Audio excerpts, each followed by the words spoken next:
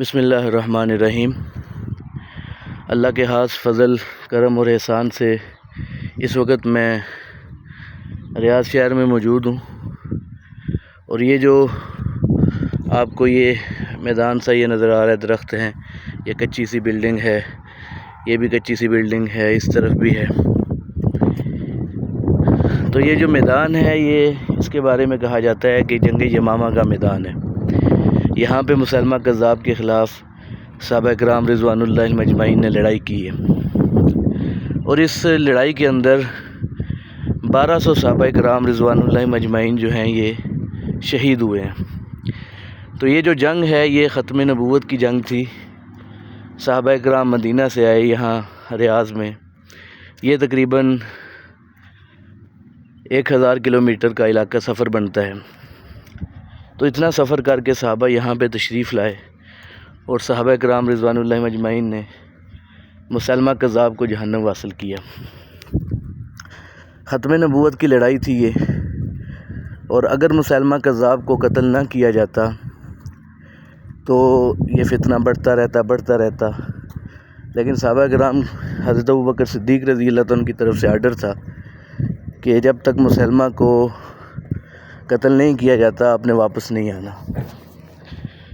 تو مسلمہ کذاب کو قتل ہونے تک صحابہ کرام اس سے لڑتے رہے۔ ختم نبوت کی جنگ تھی یہ، پہلی ختم نبوت کی جنگ۔ تو جتنے بھی بندے اس وقت ختم نبوت کا کام کر رہے ہیں وہ سارے صحابہ کرام کے نقش قدم پہ چل کے نبی پاک صلی اللہ علیہ وسلم کے ذاتی باڈی گارڈ ہیں۔ یہ مقبرہ ہے جو یمامہ کے اندر صحابہ کرام شہید ہوئے تھے ان کا، اور اس کے اندر جو ہے وہ یہ جو نظر آ رہی ہے جگہ آپ کو، یہ صحابہ کرام کی قبور ہیں یہاں پہ۔ اسی طرح روڈ کے دوسری سائڈ پہ بھی جو ہے وہ مقبرہ ہے، یعنی 1200 صحابہ کی قبریں ہیں وہاں پہ، یہ بورڈ بھی لکھا ہوا ہے۔ تو اللہ تعالیٰ سے دعا ہے کہ اللہ تعالیٰ ہمیں صحابہ کرام کے نقش قدم پہ چلتے ہوئے حضور صلی اللہ علیہ وسلم خاتم النبیین صلی اللہ علیہ وسلم کے ختم نبوت کے تحفظ کا کام کرنے کے اللہ تعالیٰ ہمیں توفیق عطا فرمائے۔ ایسی جگہوں پہ جب ہم آتے ہیں تو پھر ہمیں عقیدہ ختم نبوت کے تحفظ کی محنت کے بارے میں اندازہ ہوتا ہے کہ یہ اتنا عظیم کام ہے کہ صحابہ کرام رضوان اللہ مجمعین نے اپنی جانوں کی پرواہ نہیں کی۔ نبی علیہ الصلوۃ والسلام کی مبارک زندگی میں 27 غزوات ہوئے، اور اس میں اتنے صحابی شہید نہیں ہوئے، غالباً 259 یا 61 صحابی ہیں جو 27 غزوات میں شہید ہوئے، اور اس ایک جنگ کے اندر 1200 صحابہ شہید ہوئے ہیں۔ تو اتنا اہم مسئلہ ہے۔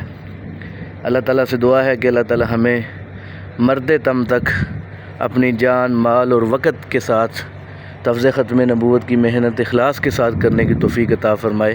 جتنے بھی لوگ تفظ ختم نبوت کا کام کر رہے ہیں اللہ تعالیٰ سب کی حفاظت فرمائے، سب کی دینی دنیاوی ضروریات کو پورا فرمائے، اور سب کی خاتمہ ایمان پر فرمائے۔ اللہ تعالیٰ ہمیں مرتے دم تک حضور صلی اللہ علیہ وسلم کی ختم نبوت کا کام کرنے کی توفیق عطا فرمائے۔